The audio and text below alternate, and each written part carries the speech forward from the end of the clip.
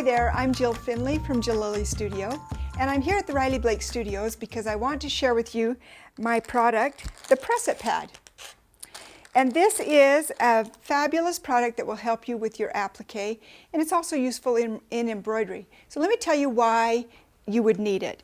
When I do hand applique, it's a lot of work, a lot of time, and I want my applique to look really, really nice. So when I'm done stitching, I want to be able to press that, because when I've held it in my hand as I'm stitching a block, it gets very wrinkled, and you're manipulating that fabric as you turn around each shape while you're making your stitches. And even if you're doing this by machine, you will also have the same result. You'll have a very wrinkled block. And it's impossible to get your iron in between all these little tiny shapes to be able to press that background down flat. So this is the way I like to do it.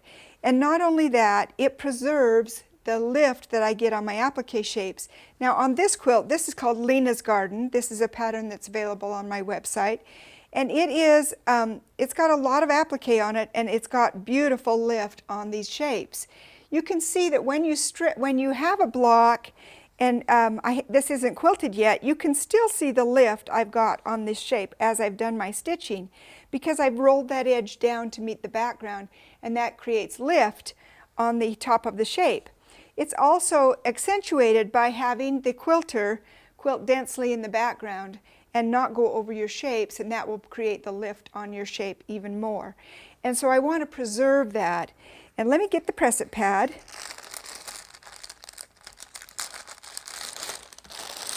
Set this aside.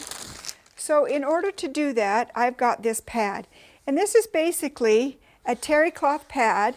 It's a very dense, very fluffy terry cloth, and it's got a bound edge. So in the past, I have used just some terry, like from a bath towel that I've had, but this has advantages because it has a bound edge, and because it is a size that is more manageable.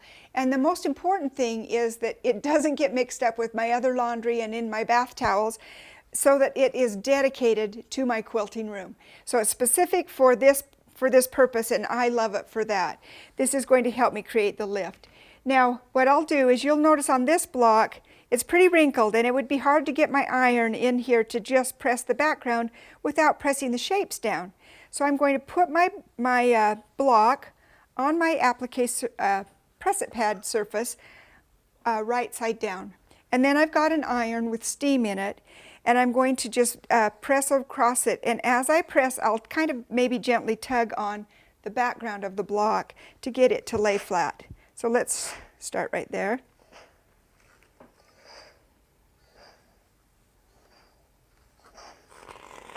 Give it a little bit of steam. Oh, that looks just great. Now you can see how all the wrinkles are gone in that background. And let me just lift this up. I'll lift it from this side so you can see it. And see, it leaves an impression in the Press Pad, so you can see that I'm preserving the lift that I've got on these shapes. And that is great. Let me show you one more block. This little block has been stitched, and these pieces are quite close together, so they're all pretty wrinkled.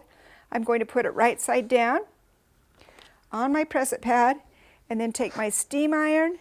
I'm adding a bit of steam.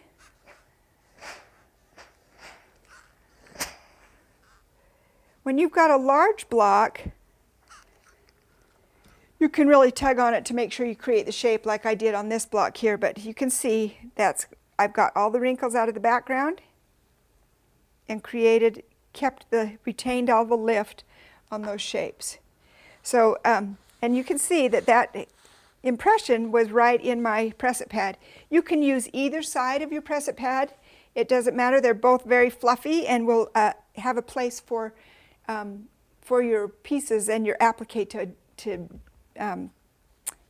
kind of go into the background here and create that lift. This is also very useful for embroidery. So if you've done an embroidery block and you want your stitches to retain the dimension and the texture that you've got, and you don't want to smash them flat, because that block sometimes gets wrinkled while you're working on it, just the same method, press it from the wrong side, so right side down, give it a good press. Let's do this one more time. And really nice results. There you go. That's the Press It Pad, and it's by Jill Finley and also Riley Blake. So you can get it from your quilt shop. Make sure you ask at your quilt shop if they carry it, and if not, you can find it on my website as well, jillilistudio.com.